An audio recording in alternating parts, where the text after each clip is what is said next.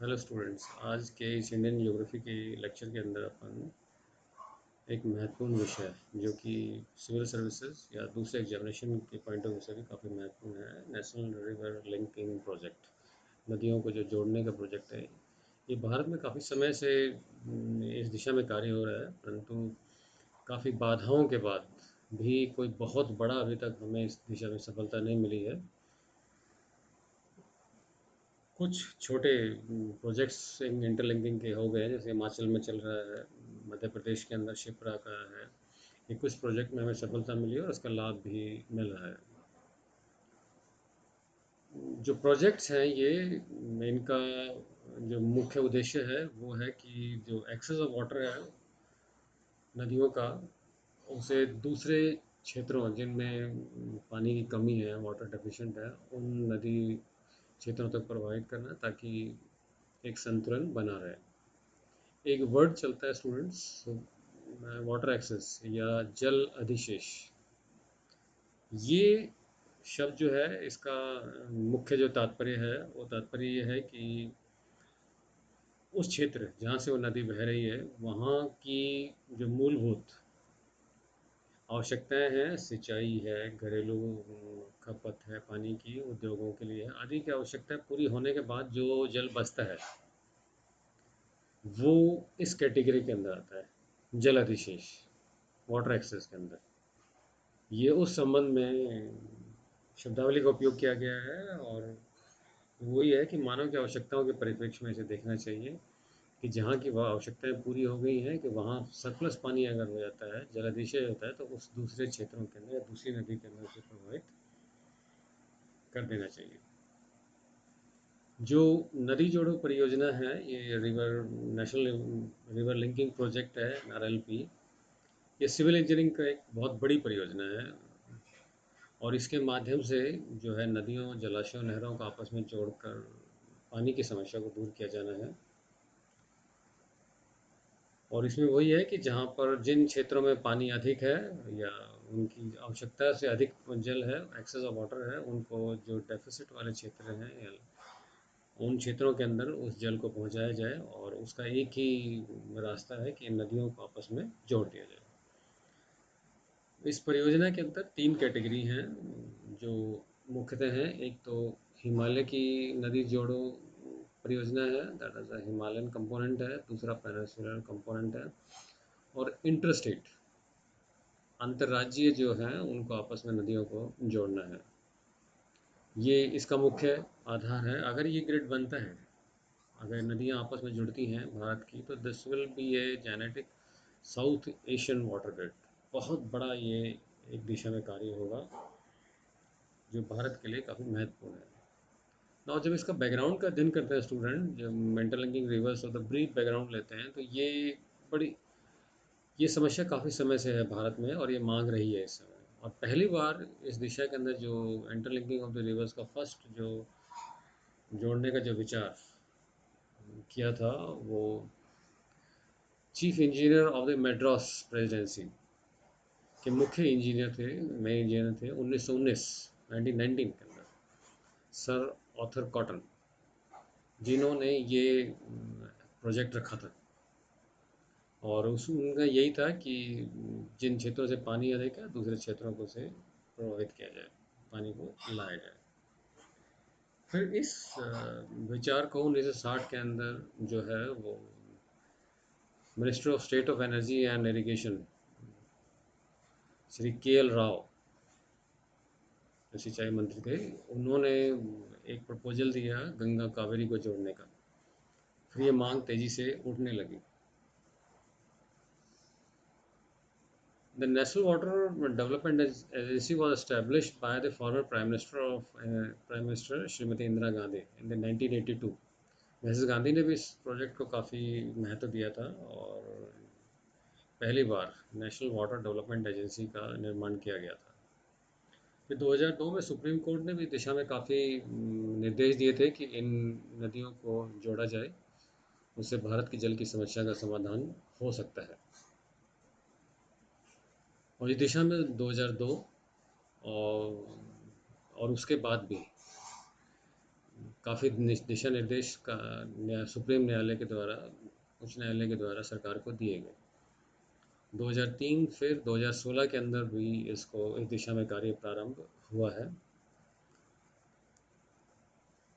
और 2012 के आसपास जब सुप्रीम कोर्ट ने इसे दखल किया था, तो अटल बिहारी वाजपेयी गवर्नमेंट के समय भी इस दिशा में कार्य किया गया, और सुरेश प्रभु उस वक्त के मंत्री थे, उन्होंने इस प्रोजेक्ट को इम्प्लीमेंट करने के लिए और फंड जुटाने के लिए प्रयास किया था। 2016 के अंदर जो है केन जो बेतवा रिवर लिंकिंग प्रोजेक्ट है, और कैबिनेट की अप्रूवल मिली, यहाँ से इस दिशा में कार्य अभी प्रारंभ हुआ है, और इस पर भी अभी काफ़ी विवाद है, वही कार्य चल रहा है अभी। Now the what is the interlinking river project जो है वो अभी अपन ने डिस्कस किया स्टूडेंट्स, कि मैनी ऑफ पार्ट्स जो हैं भारत के बहुत सारे क्षेत्र हैं जिनमें बाढ़ आती है, और बहुत सारे क्षेत्र हैं जिनमें जल की अत्यधिक कमी रहती है। जैसे मुख्यतः दक्षिण भारत के अंदर जो है वर्षा ऋतु के बाद पानी की काफ़ी कमी रहती है, क्योंकि उत्तर भारत में जो गंगा और गंगा का सिस्टम अपन ने विस्तार से अध्ययन किया है, सिंधु, गंगा और ब्रह्मपुत्र का, ये पैरेलल रिवर्स हैं, ये सदावाहिनी नदियां हैं जिनमें वर्ष भर पानी रहता है, क्योंकि इनको जो जल मिलता है वो हिमानी से मिलता है, हिमालय की। परिणामतः इनमें सदा पानी रहता है। इसके विपरीत जो दक्षिण भारत की नदियां हैं उनमें मानसून से, जो साउथ वेस्ट मानसून है, अभी आने वाले लेक्चर्स में अपन मानसून और भारत की जलवायु का विस्तार से अध्ययन करेंगे।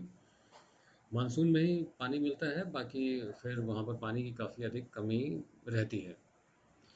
और क्योंकि वर्षा ऋतु के अंदर जो स्पेशली वर्षा ऋतु में जो है वो इंडो गैगेटिंग प्लेन है, जो अपन ने पढ़ लिया, इस मैदानी भाग में फ्लड आते हैं, जैसे बिहार में और उत्तर प्रदेश के अंदर भी काफ़ी मात्रा में फ्लड आए थे, और काफ़ी जनधन की हानि हुई थी। तो यही उद्देश्य है कि जब ये फ्लड का जो पानी आता है, ये सरप्लस पानी है, ये इसे अगर दक्षिण भारत की तरफ जो ड्राउट सूखा वाला इलाका है वहाँ इसको स्थानांतरित किया जाता है, तो एक काफ़ी बड़ी समस्या का समाधान हमें मिल सकता है। Hence, the linking interlinking of the rivers will begin about an equitable distribution of the river water in India. अगर जुड़ता है तो ये पानी का एक समान वितरण जो है पूरे भारत में हमें देखने को मिल सकता है।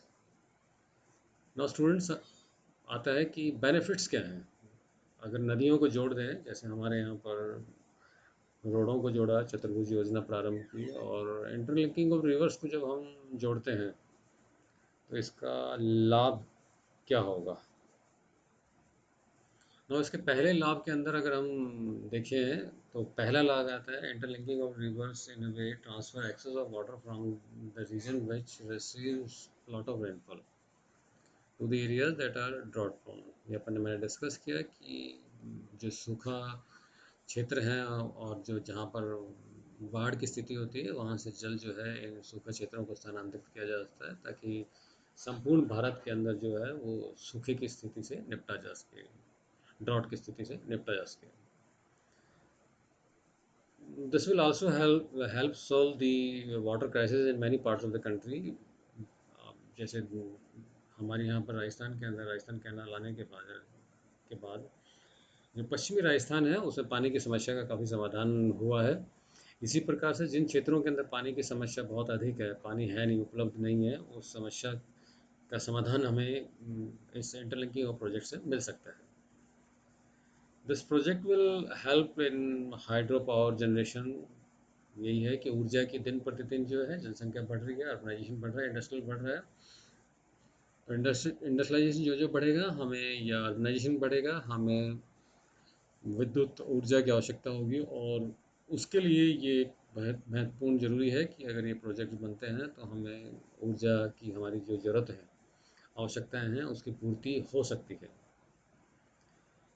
दूसरा ये है कि जो अगला पॉइंट है कि जो the project will help in dry weather flow augmentation. That is, when there is a dry season, surplus water stored in the reserves can be released. This will enable minimum amount of water flow in the rivers. This will greatly help in the control of the pollution, navigation, forest, fisheries, wildlife protection, etc. ये कि अगर शुष्क ऋतु के अंदर अगर जिन क्षेत्रों के अंदर सरप्लस वाटर होगा तो उसे पानी छोड़कर हम जो है उन क्षेत्रों में पानी, जहाँ पर पानी कम है या जो नदियाँ सूख रही हैं उनमें पानी पहुँचा सकते हैं, और उससे एक बड़ा फ़ायदा होगा। जो कम से कम उन नदियों में जो मिनिमम आवश्यकताओं के अनुरूप जो है जल उपलब्ध हमेशा वर्ष भर रहेगा, और उसका जो है जो वो है परिवहन के लिए, प्रदूषण के लिए आदि के लिए काफ़ी हमें लाभ मिलेगा। इसके अतिरिक्त वन संपदा है, फिशिंग के लिए है, वाइल्ड लाइफ प्रोटेक्शन के लिए, इन सभी क्षेत्रों के अंदर जहाँ पर पानी की अत्यधिक कमी रहती है। राजस्थान के अंदर हमारी बहुत बड़ी सेंचुरी है स्टूडेंट्स, आपने देखा होगा भरतपुर बर्ड सेंचुरी। पानी बांध में पानी की कमी होने के बाद सेंचुरी के अंदर भी पानी की कमी हो जाती है। तो ऐसे प्रोजेक्ट्स हैं जिनसे कि हमें फ़ायदा मिलेगा इन प्रोजेक्ट्स को, वाइल्ड लाइफ सेंचुरीज हैं आदि को। Next is Indian agriculture is primarily monsoon dependent. अपन शुरू से कक्षाओं से पढ़ते आए हैं कि भारत की कृषि जो है वो पूर्णतः जो है वर्षा पर निर्भर करते हैं।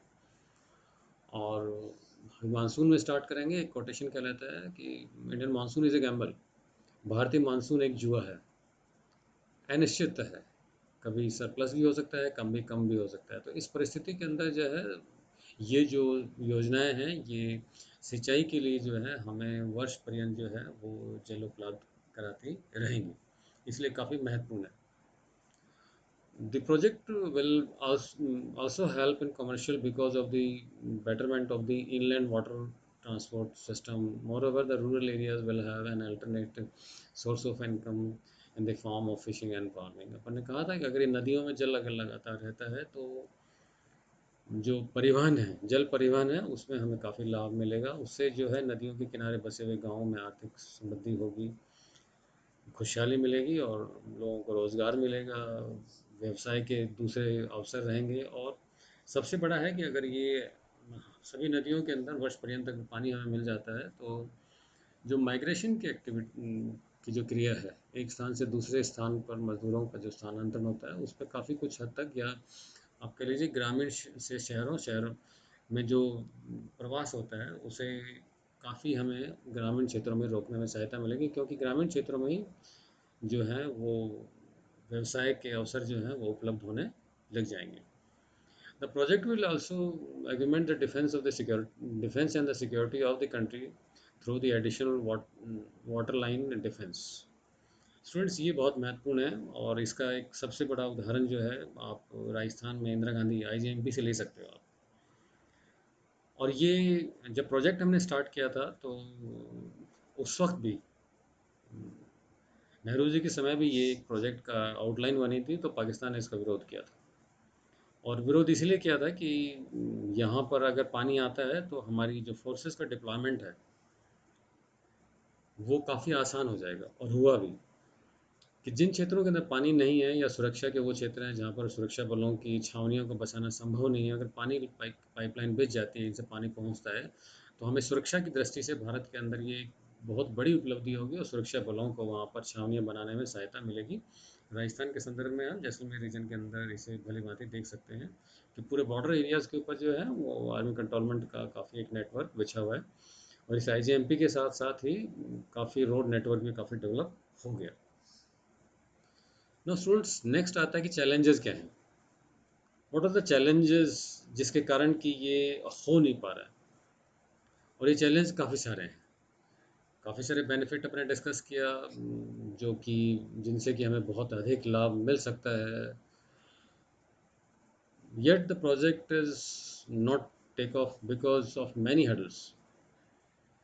और चैलेंजेस में पहला आता है कि प्रोजेक्ट की जो फिजिबिलिटी है, का तात्पर्य है कि ये जो प्रोजेक्ट है बड़ा महंगा है, क्योंकि कई स्थानों पर जो है वो पानी को उठाना पड़ेगा। जैसे इन आईजीएमपी के अंदर प्रोजेक्ट्स में पानी को अपलिफ्ट करना पड़ रहा है, लंबी लंबी नहरें बनाने पड़ती है, तो इसके लिए जो है कॉस्ट और मैन पावर रिक्वायरमेंट जो है इमेंस है, बहुत भारी पैसा चाहिए। इतना पैसा आएगा कहाँ से, एक बड़ी समस्या ये है इसके लिए। और इतना पैसा लगाना क्या संभव है? दूसरा है एनवायरमेंटल इम्पैक्ट्स। ये इसके लिए काफ़ी लिटिगेशंस जो हैं वो एनजीओज़ ने डाली हुई हैं, और इसका उनका यही है कि अगर ये जोड़ते हैं, आप नदी उनको जोड़ते हैं, तो इसका ये होगा कि इकोसिस्टम जो है वो पारिस्थितिकी तंत्रों पर, जो है लोकल पारिस्थितिकी तंत्र है, उन पर विपरीत प्रभाव देखने को मिलेगा। इसका wild life, flora fauna, river systems में अलग अलग मिल सकता है। और इसके कारण क्या है कि डिस्प्लेसमेंट भी होगा, मतलब आदिवासी स्थानांतरण भी होगा, लोगों को स्थानांतरित भी किया जाएगा, एक स्थान से मॉडिफिकेशन किया जाएगा। और कुछ जो प्रोजेक्ट्स हैं वो वाइल्ड लाइफ सेंचुरीज़ के अंदर से, मध्य से होकर गुजरेंगे, जिससे कि वाइल्ड लाइफ सेंचुरीज़ को इफ़ेक्ट करेगा। और एक जो एनवायरमेंटलिस्ट जो इसे जो मानते हैं, जो लिटिगेशन है फाइल किया हुआ है कि यदि एक नदी का जल जो है वो प्रदूषित है, तो उसका जल अगर दूसरी में मिलते हैं तो दूसरी नदी के भी प्रदूषित होने का संभावना बढ़ जाती है। एक लिटिगेशन ये फंसा हुआ है। दूसरा ये फंसा हुआ है कि एनवायरमेंट पॉइंट ऑफ व्यू से, कि अगर आप इस नदियों का बहाव रोक देंगे तो सागर के अंदर जो है, जो स्वच्छ जल, फ्रेश वाटर, वो नहीं पहुंचेगा। अगर वो नहीं पहुंचेगा तो हमारी जो मैराइन लाइफ है, एक्वेटिक लाइफ है, और जो सागरीय पारिस्थितिकी तंत्र है, उस पर इसका विपरीत प्रभाव पड़ेगा।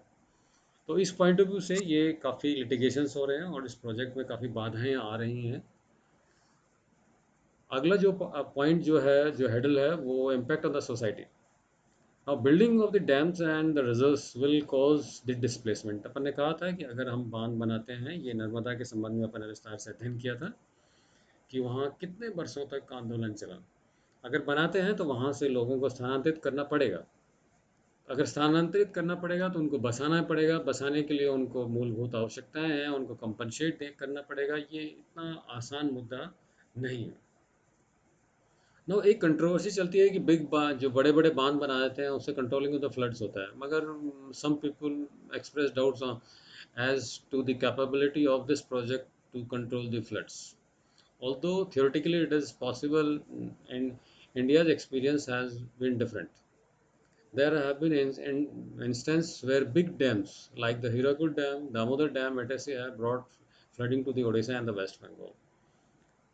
मतलब ये पानी जब हो जाता है तो उसको छोड़ते हैं, फिर अचानक छोड़ते हैं, और अचानक छोड़ने से क्या होता है कि अचानक बाढ़ आती है। आप पानी को रोकेंगे तो जो नदियों के मार्ग हैं या दूसरे मार्ग में हैं, उनके अंदर जो है एग्रीकल्चर एक्टिविटी या अर्बन डेवलपमेंट वगैरह हो जाता है, और पानी अचानक छोड़ते हैं डैम के बाद, तो उस क्षेत्रों के अंदर बाढ़ की स्थिति काफ़ी उत्पन्न होने की संभावना रहती है। तो ये संभव नहीं है। और भारत के केस में अपन में देखा है कि पानी छोड़ा गया और रेजिडेंशियल एरिया, अर्बन एरिया के अंदर काफ़ी क्षेत्रों में बाढ़ आई। एक बहुत बड़ी समस्या जो है, जो नेक्स्ट पॉइंट में आती है, that is a interstate dispute. Students, अपन ने पिछले लेक्चर के अंदर कावेरी के संबंध में विस्तार से अध्ययन किया था। दक्षिण भारत की नदियों के अंदर अधिकतर जो है वो सब में ही डिस्प्यूट्स हैं। इवन नर्मदा के केस में अपन ने कहा था, many states like the Kerala, Sikkim, Andhra Pradesh, Tamil Nadu, सब में आपस में काफ़ी सारे सूट फाइल्स किए हुए हैं और काफ़ी डिस्प्यूट्स हैं। क्योंकि कोई भी स्टेट जो है वो अपने हक का जल जो है वो दूसरे को देने के लिए, you take the example of Punjab and Haryana, Haryana and Rajasthan, Punjab and Rajasthan, यहाँ पर भी स्टेट्स में काफ़ी कुछ अपने पानी को लेकर जो है, पानी के बंटवारे को लेकर काफ़ी स्टेट्स में आपस में मतभेद है। और यही है कि इसके कारण आप एग्जांपल लिखते हैं, सतलुज जो है, यमुना और कावेरी जैसे जल विवाद हैं जो शीर्ष न्यायालय में हस्तक्षेप के बावजूद सुलझने का नाम नहीं ले रहे हैं। काफ़ी समय से पेंडिंग है ये, मगर उनका कोई अभी तक पक्का समाधान जो है सभी स्टेट्स को जो है वो मान्य हो, ऐसा निकल के नहीं आया। एक स्टूडेंट, पिछले लेक्चर में अपन ने कहा था कि कुछ इंटरनेशनल डिस्प्यूट्स भी हैं। अब उसमें अभी लास्ट वाले लेक्चर में आपसे डिस्कस किया था कि जो जम्मू एंड कश्मीर की नदियां हैं, और शिमला समझौते के तहत 1960 के तहत पाकिस्तान ने हमारे दो प्रोजेक्ट्स के ऊपर, जो सिंधु वगैरह के हम बनाना चाहते हैं, उन पर काफ़ी ऐतराज़ किया है। और यही कारण है कि इसके कारण जो है, जो नदियां जो है दो देशों के मध्य में बहती हैं, दूसरे देशों से बहकर भारत में प्रवेश करती हैं, या भारत से बहकर दूसरे देशों में प्रवेश करती है, तो उनको आपस में जोड़ने के लिए जो है वो अंतर्राष्ट्रीय जो है उसमें काफ़ी दिक्कत आती है, उन्हें संभव नहीं होता है।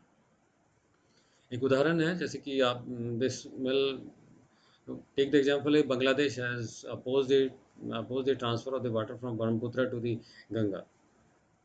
बांग्लादेश बीच में पड़ेगा तो इसमें बांग्लादेश ने काफ़ी इसका विरोध किया हुआ है और इस दिशा में काफ़ी समय से प्रयास हमारा जारी है और हमारे समझौते जो हैं वो नहीं हो पा रहे इस दिशा में। नाउ स्टूडेंट, ये मैप है जिसमें अपन ने दो डिवीजन किए थे, हिमालयन एंड द पेनिसुलर। और ये जितने टोटल जो है 30 जो हैं इंटरलिंकिंग रिवर प्रोजेक्ट्स हैं, जो कि अगर संभव होते हैं तो भारत की पानी की समस्या का बहुत बड़ा समाधान हमें मिल सकता है, और मुख्यतः दक्षिण भारत की नदियों का। दक्षिण भारत की जो जल की समस्या है उसका हमें एक बड़ा समाधान जो पैनल रिवर्स हैं, जो उत्तर भारत की नदियाँ हैं, टेक टेक एग्जाम्पल एक लिंक दिख रहा है आपको, गोदावरी, गोदावरी टू महानदी, और महानदी से फिर आगे इसको जोड़ा जा सकता है, ब्रह्मपुत्र तक ले जा सकते हैं। अगर ये ऐसा लिंक बनता है तो दक्षिण भारत के अंदर पानी की समस्या का काफ़ी हद तक समाधान संभव हो सकता है। ये वही आपके मैप में जो हैं, जो टोटल जो है 30 जो प्रोजेक्ट हैं जो कि जोड़ने ज़रूरी हैं, और अगर जो प्रोजेक्ट है पाइपलाइन में है, अगर जुड़ते हैं तो भारत की नदियाँ आपस में सारी की सारी, जैसे रोडों का नेटवर्क फैला है ऐसे नदियाँ भी जुड़ सकती हैं। और सेंट्रल गवर्नमेंट की कुछ महत्वाकांक्षी योजनाएं हैं जिनको सेंट्रल गवर्नमेंट इम्प्लीमेंट करना चाहती है, और लास्ट मंथ में अपन ने देखा था जो है बिहार में जो नेपाल से जो आने वाली बाढ़ है, पानी काफ़ी मात्रा में नेपाल ने छोड़ दिया था और बिहार में इसकी कहानी हानि हुई थी। इसका समाधान जो है वो केंद्र सरकार निकालना चाहती है। साथ ही बांग्लादेश की ओर से आने वाले बाढ़ से भी लोगों को निजात मिल सकती है। ब्रह्मपुत्र में अचानक पानी आता है तो उससे मिल सकते हैं। इन नदियों में गंगा नदी जैसी महत्वपूर्ण जो बड़ी नदी भी शामिल है। हालांकि इस परियोजना को लेकर कुछ लोग विरोध भी कर रहे हैं। मैंने कहा था इसमें पर्यावरण है।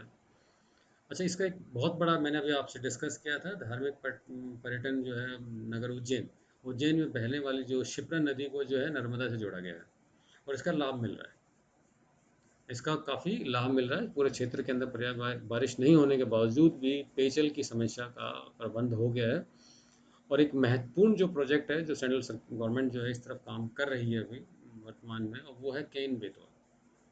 केन बेतवा जो है इन दोनों नदियों को जोड़ने के लिए प्राथमिकता से सरकार कार्य कर रही है। Thank you.